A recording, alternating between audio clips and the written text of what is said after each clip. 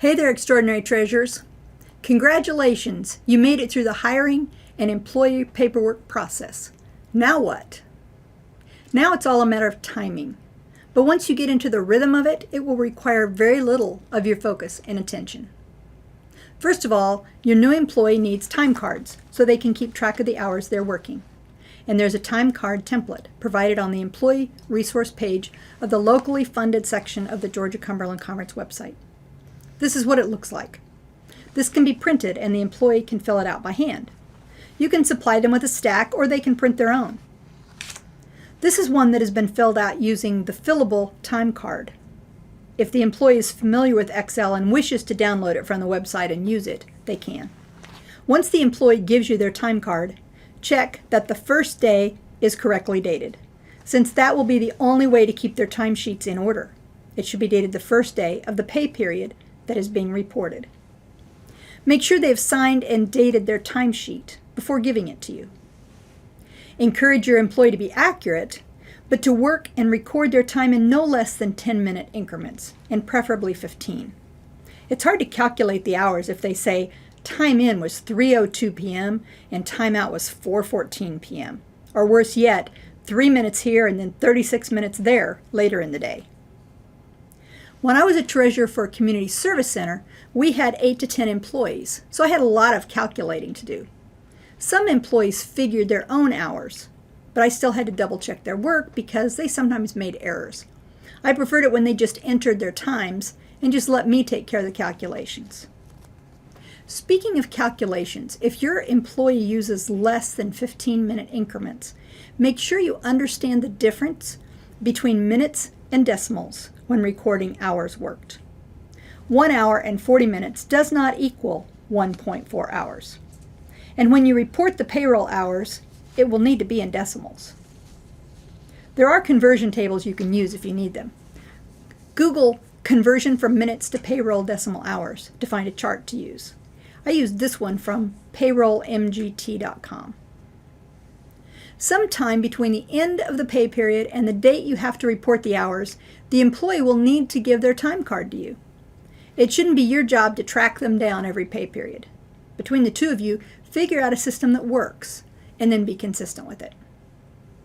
Once you have received the time card and totaled the hours, you will sign it and date it at the bottom.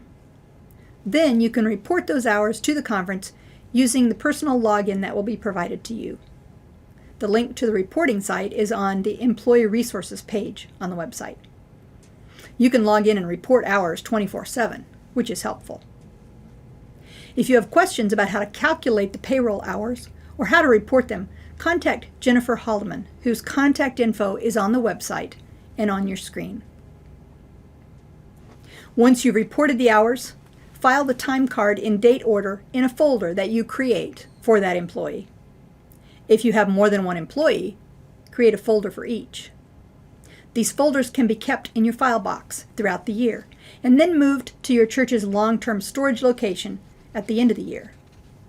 Employee time cards must be kept on file for a minimum of 3 years, after which they can be shredded. Now for the timing part of all this. The payroll hours must be submitted to the online link no later than 10 a.m. on the Tuesday after the pay period closes. There is a payroll calendar on the website, but I've created a couple of schedules that take it a step further. This payroll chart shows you the pay period dates, the date that the hours must be submitted, and the date that the payroll funds will be withdrawn from the church checking account. So let's say that January 28 has just passed.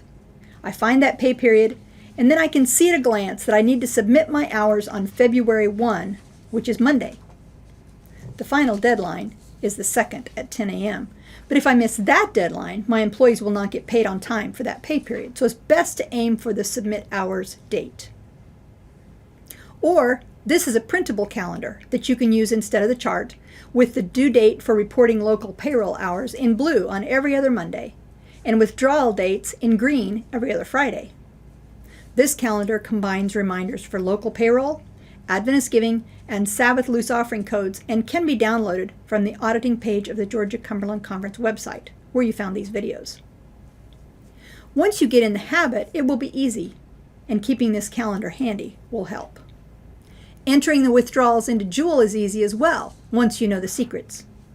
First of all, it is easiest to enter all the withdrawals for the month at once, at the end of the month, while you're entering any other electronic checks, such as utility bills. Usually there are just 2 each month, but in March and October of 2021, there are 3 withdrawals. So wait until the end of the month and enter them all at once. After you submit the payroll hours for your employee, but before the money is withdrawn, you will receive an email with LFE billing report and a date in the subject line. When you open the email, it will be short, but it will have a clickable link in it. This link takes you to the billing report, which will look something like this. At the end of the month, print both billing reports so you can use them. After you're done entering them in Joule, file them in your expense folder. Note that neither the email nor the billing report tell you just when the $89.68 is going to be deducted from your checking account. They just give you the pay period. That is where the chart comes in. Find the pay period that matches the billing report, and you will see that the bank date, the date that the funds are withdrawn from the bank, is December 11, 2020. So go to Write Checks in Joule and fill out the first one like this. The date you will use is the withdrawal date from the statement or calendar, in this case 12/11/20. Pay to the order of. Here's a tip. Create a new vendor named Payroll GCC instead of using Georgia-Cumberland Conference as the payee. This will assist you when you're trying to find a payroll check in the check report. You can sort by payee, and the payroll payments won't be all mixed up with the remittances. And since this is an electronic check, not an actual paper check going to an actual business, it won't matter that the name is a bit different than the actual payee. So payee is Payroll GCC. The amount would be the actual amount from the billing report that you were entering. Memo line. Use the date range from the chart or the calendar. Say something like 12/20/20 through 1/2/21 employee payroll. If it is just for one employee, post the amount to the correct account. If it's for 2 or more, divide it between the appropriate accounts. Make sure the electronic payment box is checked. And next, since there's another withdrawal on the 24th, we just click on New Check and enter it the same way, using the amount from the second billing report with the date of 12/24/20. It would usually be the 25th, but with the holiday it's changed to the 24th. So there you have it. Once you've done it a few times, it will take you 5 to 10 minutes to calculate and report the employee hours, and 10 minutes or so to enter the billing reports into Joule. Don't forget to file the billing reports in the back of your expense folder with the other ACH payment papers. There are times when you need to hire an independent contractor, and the next video will give you the steps to follow when that happens.